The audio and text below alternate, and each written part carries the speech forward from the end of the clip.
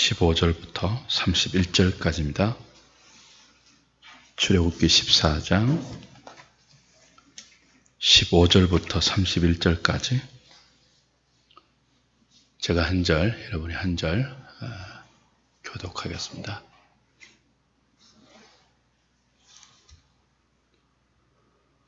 여호와께서 모세에게 이르시되 너는 어찌하여 내게 부르짖느냐? 이스라엘 자손에게 명령하여 앞으로 나아가게 하고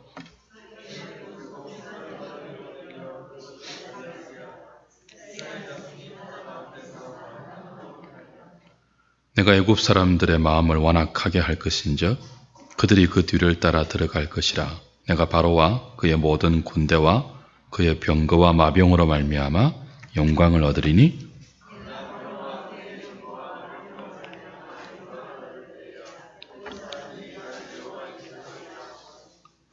이스라엘 진 앞에 가던 하나님의 사자가 그들의 뒤로 옮겨가매 구름기둥도 앞에서 그 뒤로 옮겨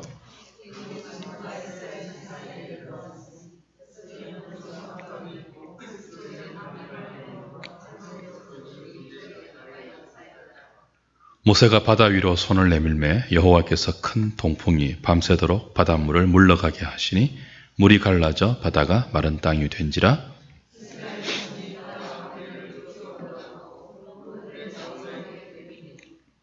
애굽 사람들과 바로의 말들 병거들과 그 마병들이 다 그들의 뒤를 추격하여 바다 가운데로 들어오는지라.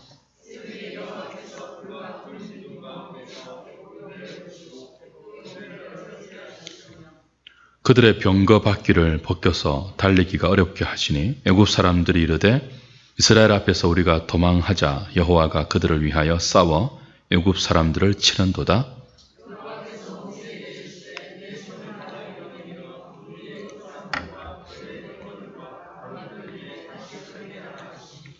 모세가 곧 손을 바다 위로 내밀매 새벽이 되어 바다의 힘이 회복된지라. 애굽 사람들이 물을 거슬러 도망하나 여호와께서 애굽 사람들을 바다 가운데 엎으시니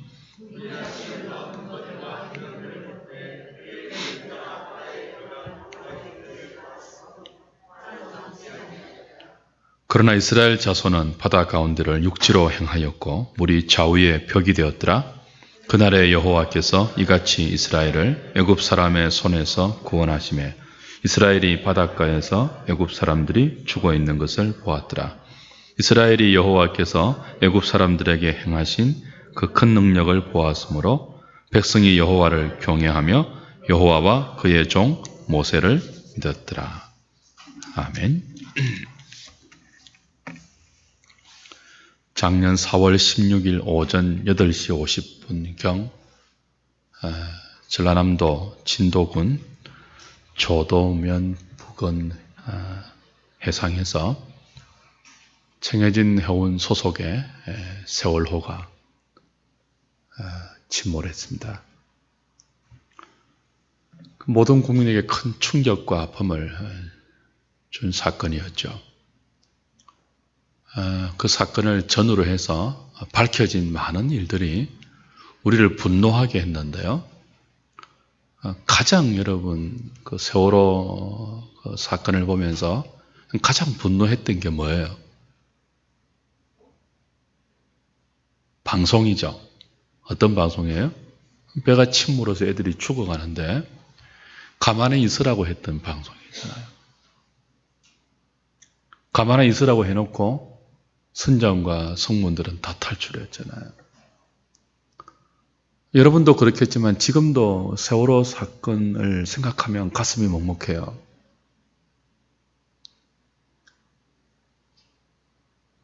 가만히 있으라. 가만히 있으라고 해서 가만히 있다가 죽었잖아요, 애들이. 근데 오늘 본문에 보면 비슷한 상황이 나와요.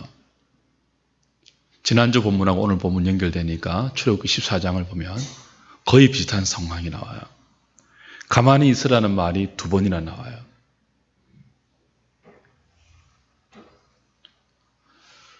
뒤에서 이스라엘을 죽이기 위해서 맹렬히 추격하는 바로의 군사들이 코밑까지 쫓아와 있고요.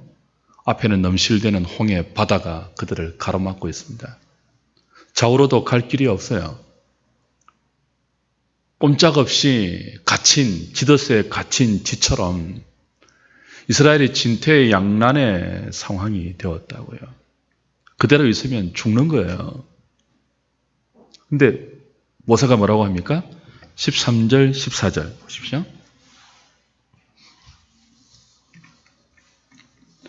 모세가 백성에게 이르되 너희는 두려워하지 말고 뭐라고요? 가만히 서서 여호와께서 오늘 너희를 위하여 행하시는 구원을 보라. 14절에도요. 여호와께서 너희를 위하여 싸우시리니 너희는 가만히 있을지니라. 가만히 있으라고 했다고요. 하나님께서 구하러 오실 것이니까. 하나님이 일하실 것이니까 가만히 있으라고 했다고요. 비슷하지 않습니까? 가만히 있으면 구조되고 올 것이니까 가만히 있으라고. 그러다가 죽은 학생들하고 지금 본문의 상황하고 같아요? 달라요? 모세가 가만히 있으라는 말과 세월호 선장이 가만히 있으라고 한 방송의 내용이 같은 거예요? 틀린 거예요? 같지는 않겠죠, 분명히. 그죠? 같지는 않아요. 그럼 어떻게 다른 것일까요? 문자적으로는 같은데, 상황도 거의 비슷한데. 모세가 가만히 있으라는 말은 손을 놓고 죽음을 기다리라 그런 뜻이 아니죠. 가만히 있으라고 해놓고 모세가 따로 자기 살 길을 찾아서 탈출했습니까? 자기만 구명정을 타고 그랬어요? 그렇지 않죠. 이 상황을 잘 이해하셔야 돼요. 앞에서 백성들이 불평했죠. 원망했죠. 죽었구나 하는 상황이 맞잖아요. 꼼짝달싹 할 수 없는 상황이잖아요. 정말 죽었다고 느꼈거든요. 바로가 모든 최신 무기를 다 이끌고 이스라엘 백성을 죽이기 위해서 코미까지 추격해 와 있다고요. 앞에는 들어가면 죽는 바다예요. 좌우 옆에는 낭떠러지예요. 죽은 것이 맞죠. 그래서 뭐라고 불평합니까?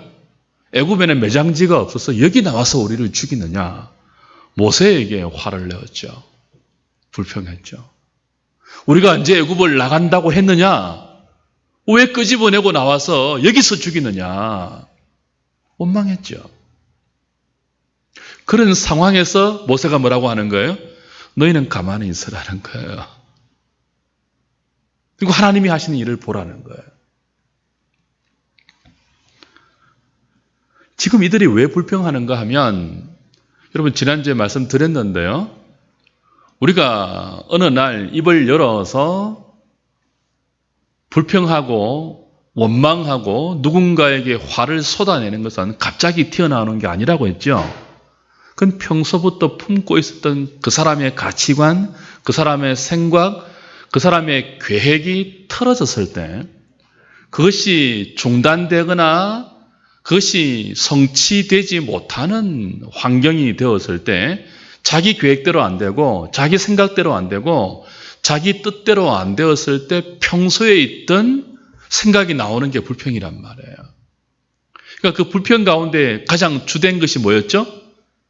왜 우리를 애굽에서 끄집어냈냐는 거예요. 그리고 뭐예요? 언제든지 애굽으로 돌아갈 보관을 가지고 있다는 것이 그들의 불평을 통해서 드러났죠. 그러니까 하나님이 이스라엘 백성의 그런 상태와 그런 수준을 아시잖아요. 그래서 믿음으로 산다는 게 뭐냐? 이제 출애굽해서 약속의 땅에 들어가서 하나님의 백성이라는 신분과 하나님의 자녀라는 이름을 가지고 산다는 게 뭐냐 하는 것을 처음부터 가르칠 때 그들 자신이 얼마나 패역하며 얼마나 하나님의 은혜와 능력이 없이는 조금도 가망성이 없는 거룩과 성결과 하나님이 원하시는 그 아름다움으로 한 걸음도 나가지 못하는 패역한 존재인지를 처음부터 가르치시고 그 패역한 생각에서 나온 그들의 계획, 인생의 목적, 인생의 방향, 원대한 꿈, 그 모든 것들이 믿음이라는 이름으로 가나안 땅에서 펼쳐질 수 없다는 것을 처음부터 가르치죠. 그래서 그들의 마음속에 품고 있던 히든 카드, 보관, 뭐죠? 여차하면 돌아갈 거야. 처음부터 포기시키는 것입니다. 사람들은요, 마지막 히든 카드로 품고 있던 자기의 계획이 막히면 화를 냅니다. 그렇게 했다고 여겨지는 사람을 향하여 노를 쏟아냅니다. 그게 지금 이스라엘의 불평이란 말이에요. 그래서 너희는 가만히 있으란 말은 아무것도 하지 말라는 뜻이 아니에요. 하나님이 하신 일을 보라고 하는 거죠. 믿음에 대한 요청인데요. 너희는 가만히 서서 하나님이 하시는 큰 일을 보라 하는 것은 너희 관점에서 보는 지금 이 상황, 너희들 계획이 무산되고 여차하면 애굽으로 돌아가겠다는 너희들의 히든 카드가 뿌리부터 불가능하게 된 이 상황에서 쏟아져 나오는 불평과 원망, 분노, 그 모든 뿌리가 되는 자기 중심적인 생각, 자기 계획, 하나님마저도 자기 계획을 위해서 얼마든지 동원하는 그 인간의 배역한 죄성에 대해서 스톱하라는 거예요. 중단하라는 거예요. 끝없는 자기 중심적인 생각을 이제 스톱하라는 거예요. 그만 좀 하라는 거예요. 그리고 하나님이 하신 일들을 보라는 거예요. 네 생각, 네 계획, 네 중심의 인생을 하나님의 뜻과 하나님의 생각과 하나님의 계획을 물어보는 하나님 중심적인 것을 좀 바꾸라는 거죠.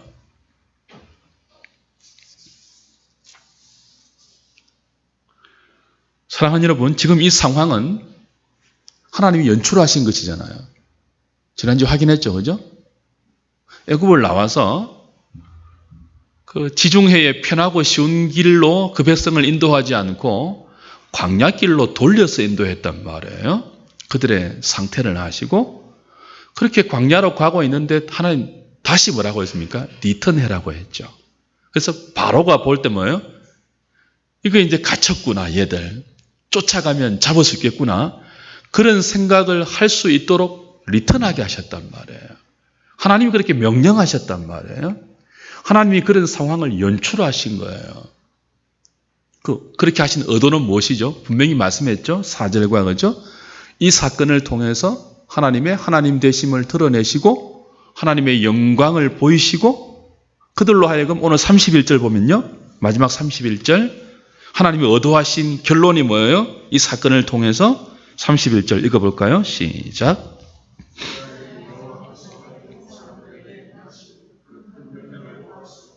백성이 여호와를 경외하며 여호와와 그의 종 모세를 믿었더라.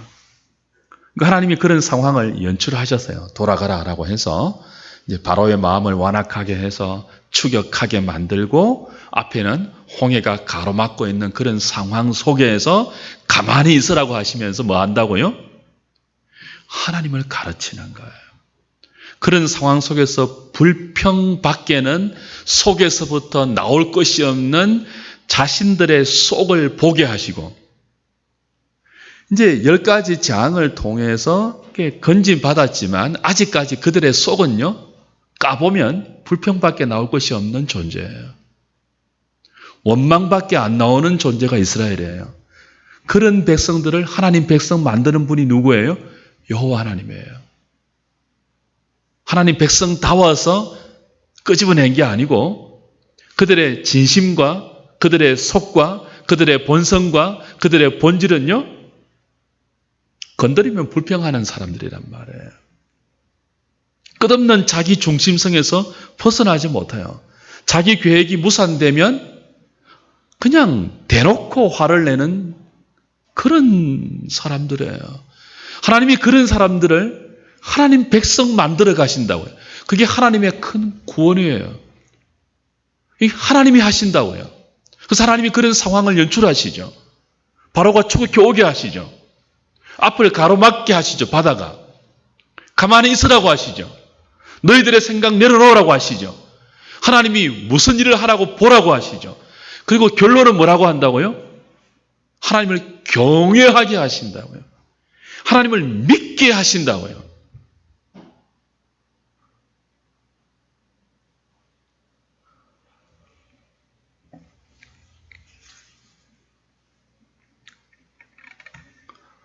그리고 우리가 믿음으로 살아갈 때 여러분 말씀에 순종해서 살면요 자주 이런 상황을 만날 수 있습니다. 여러분의 능력으로 헤쳐나갈 수 없는 현실을 여러분이 경험할 수 있어요. 돌아가라고 해서 돌아갔는데 뒤에는 막 바로가 추격해오고 앞에는 넘실거리는 바다가 떡하니 버티고 있고 좌우에는 절망적인 낭떠러지밖에 없는 하나님 왜 이렇게 하시는가 이해가 안 될 여러분 믿음의 사람들이 인생이라는 내용으로 맞이해야 될 환경은 그럴 수도 있습니다. 왜냐하면 그것을 통해서 하나님을 배우기 때문이에요. 하나님을 경외하는 기회가 되기 때문에 그래요. 여러분 로맨틱하고 너무 나이브한 생각을 하지 마십시오. 믿음은 늘 말씀드리지만 그 침대 차에 누워서 산천을 경계하면서 편안한 가운데 하나님을 관념적으로 배우는 게 아니에요. 우리는 깊은 죄성에 찌들어 있는 존재들입니다. 누가 가르쳐주지 않아도요. 본능적으로 죄를 좋아하고 선택하고 하나님을 멀리 떠나 우리의 정욕과 야망을 따르는 사람들이라고요. 등을 떠밀지 않아도 우리가 취향성, 그죠? 어떤 태양을 향하여 자라가는 식물처럼 우리 안에 본성이 옛사람인 아담의 후손인 우리들은 모두가 그 본성을 가지고 살아간다고요. 구원은 그 본성을 하나님을 향하여 돌려놓는 하나님의 작업이라고요. 근데 그 하나님의 작업이요. 이런 상황 속에서 우리가 어떤 존재임을 여실히 우리로 하여금 정말 절감하게 만들고 이런 나를 항복시키고 이런 나를 하나님을 경외하도록 만들고 이런 나를 하나님을 믿게 만들기 위해서 하나님이 우리 인생 가운데 계획하고 있는 것은요. 우리가 생각하는 그런 그림 정도가 아니라고요. 저 푸른 초원 위에 그림 같은 집을 짓고 주님 때문에 뭐 날이 뜨고 밤이 되면 늘 커피 마시고 좋은 음악 듣고 막 산천 경계를 구경하면서 남들이 다 부러워하는 그런 그림이 아닙니다, 여러분. 그래서 하나님을 알아간다고요? 우리가? 천만입니다. 저와 여러분들은 그렇게 풀어놓으면요. 하나님을 알려고도 하지 않습니다. 여러분 매일 천국인데 매일 여러분 뜻대로 되고 매일 여러분 가는 길에 주단길이 깔리고 하나님을 알고 싶은 마음 생기겠습니까? 그래서 하나님 처음부터 이스라엘 이렇게 몰아넣으시죠. 그리고 자신이 누구인지를 보게 만들어요. 우리는요. 여러분에게 손해가 미치는 상황이 오고요. 여러분의 권리가 조금이라도 손상되는 자리에 가면요. 화를 내는 존재들입니다. 찌꼬리만한 우리 권리가 침해당해도요. 우리는 견디지 못하는 인간들이에요. 우리 고매하지 않습니다. 우리 아름답지 않습니다.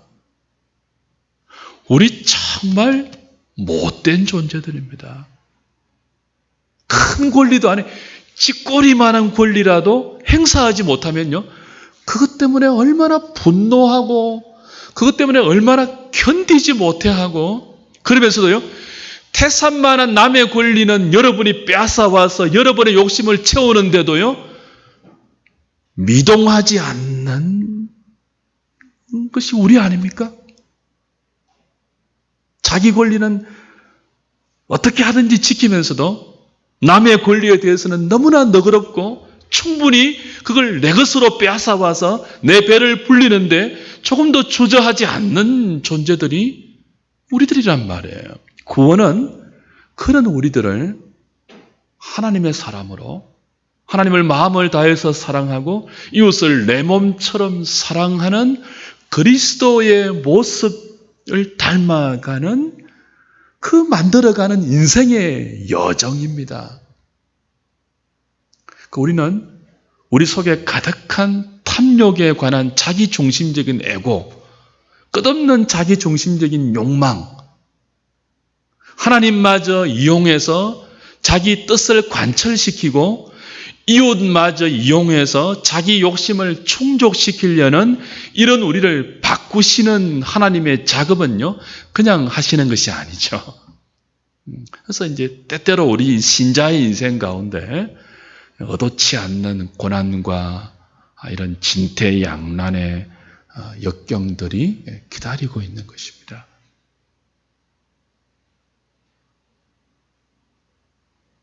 그래서 그 모든 것들을 겪으면서 사실은 무엇을 배운다고요? 하나님을 경외하는 믿음의 자리로 이끌어 가시는 하나님의 큰 구원의 손길을 배우는 거죠. 그래서 가만히 있으라는 말은 손을 놓고 죽음을 기다리는 뜻이 아니고 이제 하나님이 왜 이렇게 하고 계시는지를 생각하라는 것입니다. 이 상황을 하나님이 연출했으니까 뜻이 있을 것 아니에요? 하나님 미리 말씀해 주셨거든요. 내가 여호와인 줄을 가르치기 위해서 이렇게 한다고 미리 일러주셨단 말이에요. 그죠? 그래서 그걸 생각하는 게 가만히 있으라는 뜻이에요. 너희들의 자기중심적인 계획을 내려놓고 자기중심적인 계획에서 오는 모든 행동들을 중지하고, 그것이 이제 불평과 원망과 분노이거든요. 그걸 중지하고 도대체 이런 상황으로 나를 이끌어 오시는 하나님의 뜻은 무엇일까? 하나님이 가라고 해서 돌아왔는데 바로가 추격해 왔잖아요. 앞에는 홍해가 가로막고 있잖아요. 그렇게 물어야 되는 거죠. 하나님이 하라고 해서 이렇게 했습니다. 근데 지금 이렇게 되었습니다. 나는 꼼짝달싹하지 못하는 오늘을 맞게 되었습니다. 어떻게 해야 합니까? 내가 할 일은 없습니다. 나는 이제 아무것도 할 수 없는 상황입니다. 어떻게 해야 되죠? 하나님 무엇을 계획하고 계시죠? 그걸 결사적으로 하나님께 믿음으로 물어보는 게 뭐이죠? 너희는 가만히 서서 하나님이 하나님 되심을 바라보라는 모세의 말입니다. 너희는 가만히 서서 하나님이 너희를 위하여 행하실 일을 바라보라는 것입니다. 이건 굉장히 적극적인 행동입니다. 수동적인 게 아니에요. 가만히 서서 그냥 막 기다리는 정도가 아니고 뭐예요? 적극적으로 결사적으로 하나님의 뜻을 물어보는 거죠. 사력을 다해서. 지금 내가 뭘 해야 합니까, 하나님? 그래서 이제 이 본문은 이렇게 이어지죠. 오늘 15절 보십시오.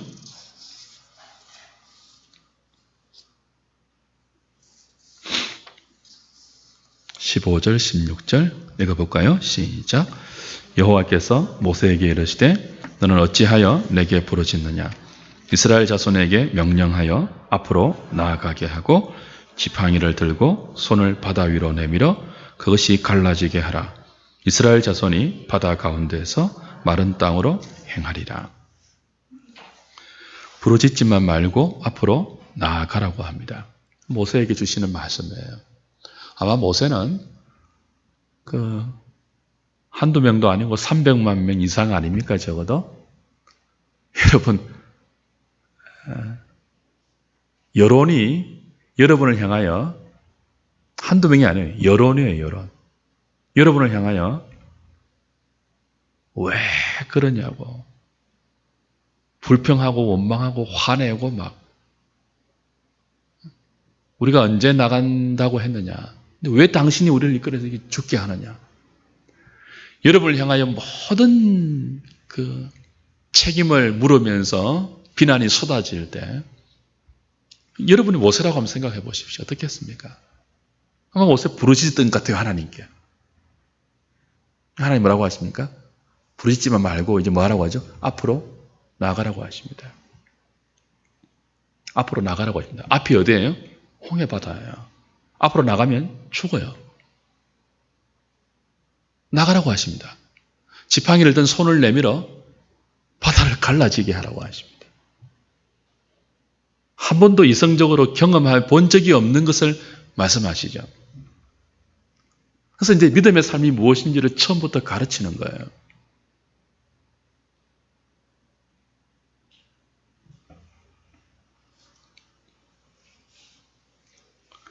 이건 얼마나 적극적인 순종인지 모릅니다. 가만히 있으라는 말은 너무나 적극적인 순종을 요청하는 하나님의 요청입니다.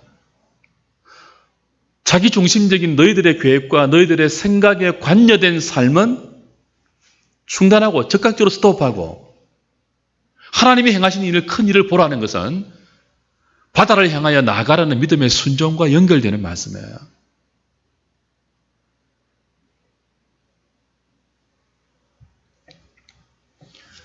말씀의 순종에서 바다로 나가면 죽는 거잖아요. 그래서 이제 결단을 요구하는 거죠. 그들의 보관에 무엇이다고 여차하면 애굽으로 돌아가려고 하는 마음을 갖고 있는데 애굽으로 돌아가는 것은 불가능하다. 애굽은 너희들을 받아주지 않는다. 너희들을 죽이려고 군대를 이끌고 추격해오는 바로이다. 그건 불가능하다. 내 백성이 된다는 것은 여차하면 너희들 생각으로 돌아가서 너희들 방식으로 돌아가는 것은 불가능하니까 살든지 죽든지 내가 이끄는 대로 따라가는 것이라는 것을 처음부터 가르치죠. 부르짖지 말고 그렇게만 있지 말고 앞으로 나가라는 거죠. 지팡이를 든 손을 내밀어 바다를 향하여 내밀라는 거죠. 죽는 것인데 그렇게 하라는 거예요. 그러면 새롭고 산 길이 열린다는 거죠. 한 번도 경험하지 못한 믿음의 사람들만이 걸을 수 있는 바다 위로 난 새로운 육지의 길이 열린다는 거예요. 불신앙의 사람들이 그 길을 따라오면 다 죽지만 믿음의 사람들이 가면 걸음걸음 하나님이 열어놓고 계신 새로운 믿음의 길이 열린다는 거예요. 예수를 따라간다는 것은 그런 것입니다. 내가 계획하고 있는 모든 히든 카드를 내려놓고 하나님이 가라고 하시는 말씀을 따라갈 때 새로운 길이 열리는 거예요. 그 길을 밟으면서 우리는 하나님이 어떤 분인지를 배우는 거예요.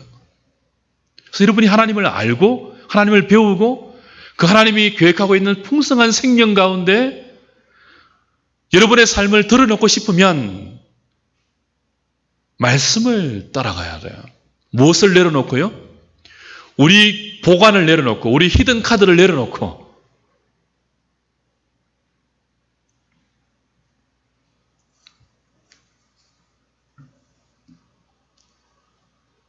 그래서 이제 모세가 하나님 말씀에 순종해서 지팡이를 든 손을 바다에 내밀었죠. 바다가 갈라졌잖아요. 그죠? 이런 생각 해보십시오. 이때 바다가 갈라진 게 여러분 알고 계시는데 좌우에 물이 벽이 되게 갈라졌습니다. 바다 가운데 길이 났다고 하죠. 그죠? 근데 어떻게 갈라졌을까요? 모세가 지팡이를 든 손을 내밀었을 때 한꺼번에 쫙 하고 갈라졌을까요? 안 그러면요? 안 그러면? 한 걸음 한 걸음 걸을 정도로 길이 났을까요? 오늘 본문 몇 절이죠? 21절 보세요. 21절, 22절.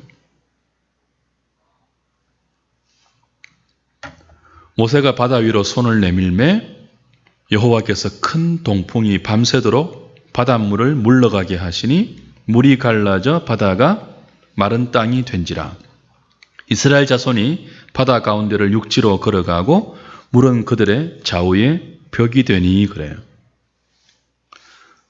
이제 이 두 가지로 해석이 이제 갈라지는데요. 성경학자들도 여러분 어떻게 생각하세요? 한꺼번에 쫙 갈라졌을까요? 오늘 본문은 밤새도록 여호와께서 큰 바람을 불어서 좌우에 물이 벽이 색이 만들고 길이 났다고 했는데 한 걸음 한 걸음 이렇게 걸음걸음 길이 열렸을까요? 아더 핑크라는 사람은 후자로 해석을 합니다. 저도 거기에 동의해요. 핑크는 그렇게 말하죠. 모세와 이스라엘 백성이 물이 쫙 갈라져서 바다에 완전히 길이 다 열린 것을 눈으로 보고 확인해서 걷는 것이 아니고 한 걸음 한 걸음 믿음으로 걸을 때마다 뭐죠? 하나님이 좌우에 물이 벽처럼 서게 만들면서 가야 할 길을 새롭게 열어주시는 그런 방식으로 그들이 홍해를 건넜다고 아더 핑크는 주석합니다. 그래서 이제 히브리 기자는 히브리서 11장 29절에서 믿음으로 이스라엘 백성은 모세와 이스라엘 백성은 믿음으로 홍해를 육지처럼 건넜지만 그것을 시험하는 자들은 애국 사람들은 다 빠져 죽었다 이렇게 말하죠. 그렇죠? 그래서 믿음으로 걸었다고 해요. 히브리 기자는 믿음으로. 아더 핑크는 그걸 주석할 때 이렇게 말한 거죠. 믿음으로 한 걸음 한 걸음 바다가 열리게 했다. 이렇게 주석합니다. 그럼 생각을 해보세요. 여러분이 그런 상황에 모세와 이스라엘 백성이 되었다고 생각을 해보십시오. 자, 오늘 본문에 보면은 이렇게 바다에 길이 열리는 것을 보고 바로의 군대도 같이 들어왔거든요. 그죠? 이스라엘만 간 것이 바로의 군대 같이 들어왔단 말이에요. 바다 가운데로. 그 뒤에는요, 바로의 군대들도 바다에 난 길을 따라서 추격해 오고 있습니다. 손만 내밀면 이스라엘 백성을 잡을 수 있을 정도로 지척으로 쫓아왔다고요. 그리고 앞에는요, 쫙 열린 게 아니고 뭐예요? 여전히 바다가 있는데 한 걸음 한 걸음씩 길이 만들어져 가고 있습니다. 얼마나 이게 속이 타겠습니까? 뒤에는 막 애굽의 군대들의 쫓아오는 말발굽 소리가 들리고 앞에는요, 좀 빨리 쫙 열리면 좋겠는데 가는 것만큼 열리고 옆에는요, 무섭게 물이 벽으로 서 있고 쏟아지면 죽는 거잖아요, 그냥. 뒤에는 여전히 애굽의 군대들이 추격해오고. 왜 그렇게 하시죠? 한꺼번에 귀를 쫙 열지 않고 정말 하나님을 실감나게 하나님이 경험시켜주는 거죠.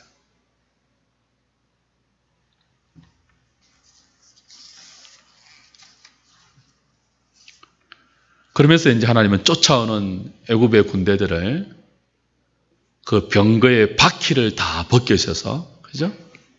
24절, 25절 보십시오. 하나님이 얼마나 놀랍게 그 드라마틱하고, 그죠? 그 긴장된 상황 속에서 얼마나 정말 기가 막히게 인도하시는지 23절에 애굽 사람들과 바로의 말들, 병거들과 그 마병들이 다 그들의 뒤를 추격하여 바다 가운데로 들어왔죠.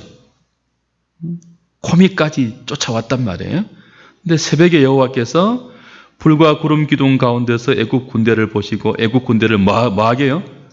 어지럽게 하시고 그들의 병거 바퀴를 벗겨서 달려가기가 어렵게 하셨습니다. 그래서 애굽 사람들이 느껴요. 뭐라고 말한다고요? 이스라엘 앞에서 우리가 도망하자. 여호와가 그들을 위하여 싸워 애굽 사람들을 치는도다. 애굽 사람이 느낄 정도로 뭐예요? 지금 이것은 하나님이 하고 있는 거다. 생각을 해보십시오. 손만 뻗으면 이스라엘 잡을 수 있을 것 같아요. 근데 갑자기 뭐죠? 병거의 바퀴가 벗겨지고 갑자기 군인들이 우왕좌왕하면서 앞으로 안 가는 거예요. 이제 잡을 수 있는데 그들이 왜 이렇게 안 하려고 하는데 그렇게 하고 있는 거예요. 분명히 얼마나 추격하기 전에 온 군대의 정비를 다 하고 차질이 없도록 다 준비해서 왔는데 갑자기 바퀴들이 다 벗겨지고 손에 잡힐 정도로 막 가까이 왔는데 못 잡는 거예요. 그러면서 느끼는 거죠. 애굽 사람들이 느껴요. 하나님이 하고 있다, 지금 이 일을. 그랬다면 이스라엘 백성은 얼마나 더 많이 느꼈겠습니까? 지금 하나님이 하고 있다고, 이 일을요.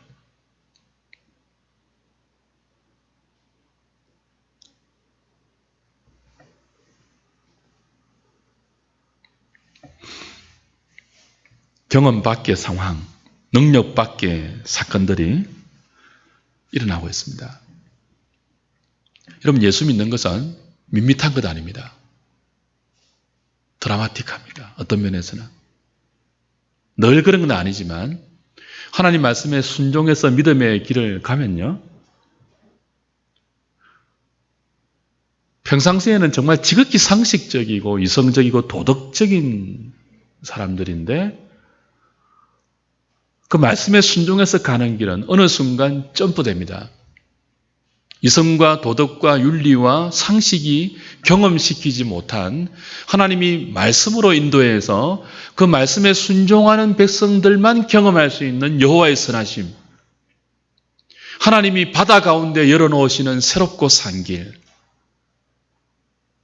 그걸 흉내내어서 따라오는 불신자들, 믿음이 없는 사람들은 죽어야 하는 길이지만 말씀에 이끌려가는 사람들에게는 죽음의 바다 한가운데서 하나님이 열어놓으시는 새로운 생명의 길을 날마다 경험하는 것이 예수를 믿는 것입니다. 세상이라는 바다 속에서. 근데 오늘 너무나 많은 그리스도인들이 이런 신앙의 뭐라 하죠?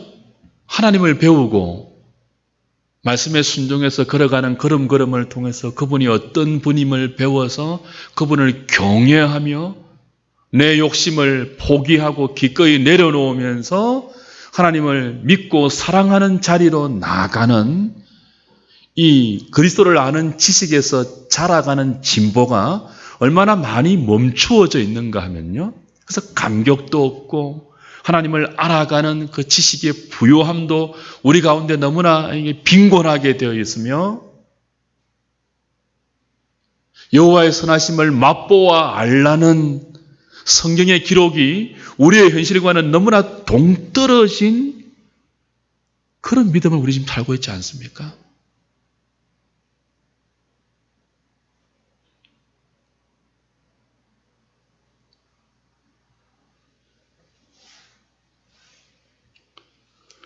때로 하나님은 우리에게 명령하시죠.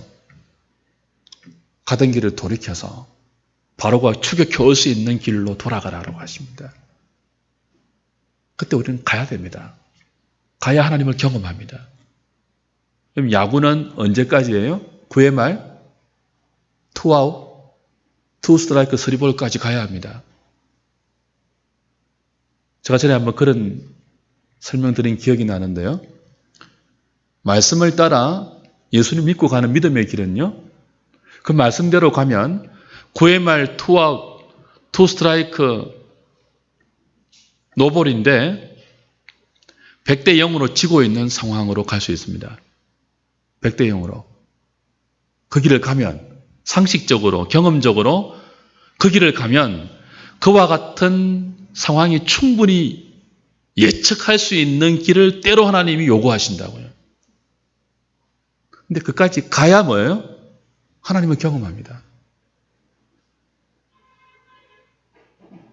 이제 월요일부터 오늘 오전까지 김형기 목사님과 함께 세계로 병원 집회를 이제 같이 이제 듣고 저번에 오신 원장님과 이사장님과 쭉 교제를 했습니다. 근데 그 이사장님과 세계로 병원 이사장님, 원장님이 늘 하는 말이 또 그런 말을 해요. 목사님, 이 병원을 경영하는 것은 정말 고민하면서 하더라고요. 그리스도인답게 병원을 경영할 수 있도록 세금 잘 내고 정직하게 경영하고, 그렇게 하면은 어떤 일이 생기는가 하면은 매일 세금 폭탄을 맞는데요. 정직하게 하려고 하는데 너무 힘들다는 거예요.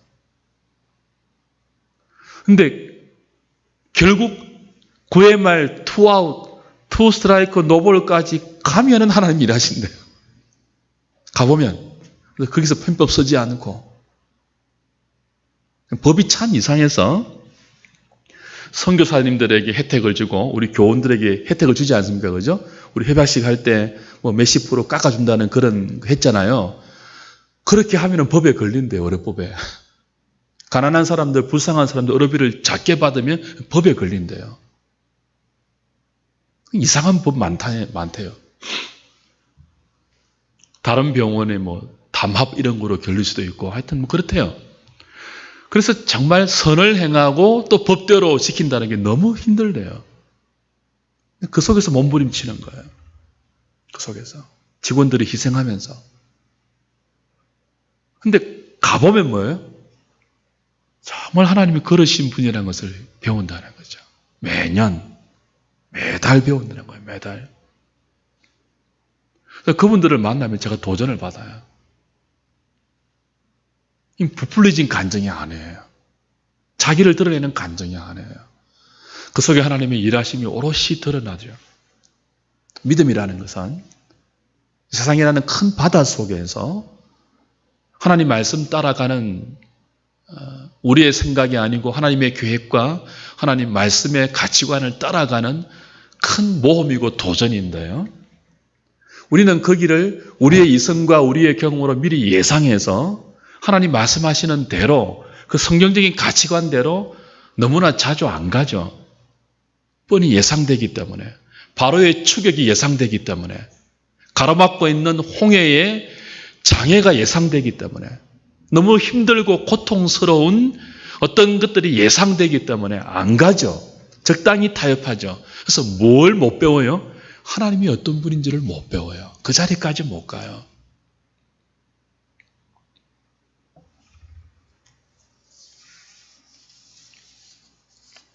말씀을 좀 맺죠. 선하신 하나님께서, 전능하신 하나님께서 저와 여러분들에게 때로 가던 길을 돌이켜서 얘들아 바로가 추격해 올 수 있는 자리로 돌아가라 라고 하실 때는요. 하나님이 어떤 분인지 우리에게 가르치기 위한 계획이 있어서 그런 것입니다. 그때 가야 돼요. 가야 하나님을 배웁니다. 새롭고 산 길을 경험할 수 있습니다. 하나님이 열어놓으시려고 하는, 그죠? 믿음으로 말씀에 순종해서 하나님이 어디로 이끌든지 따라가는 차만이 밟을 수 있는 바다에 난 육지처럼 가는 길, 한 걸음 한 걸음 믿음으로 걸을 수 있는 길을 경험하고 그 뒤따라오는 애국 군대들도 분명히 느끼듯이 이건 하나님이 하시는 일이구나. 분명히 느끼면서 하나님을 경외하는 자리로, 하나님을 믿는 자리로 우리의 삶을 이끌어가게 될 것입니다. 때로 하나님이 여러분에게 여러분의 이성과 세상적인 사고방식과 맞지 않는 그런 말씀의 명령들을 여러분에게 내리실 때 끝까지 한번 가보시기 바랍니다. 9회 말 2아웃, 2스트라이크까지 한번 가보시기 바랍니다. 분명히 하나님이 길을 여십니다. 한 걸음 한 걸음 쫙 안 여셔도 한 걸음 한 걸음 여실 것입니다. 그 길을 가면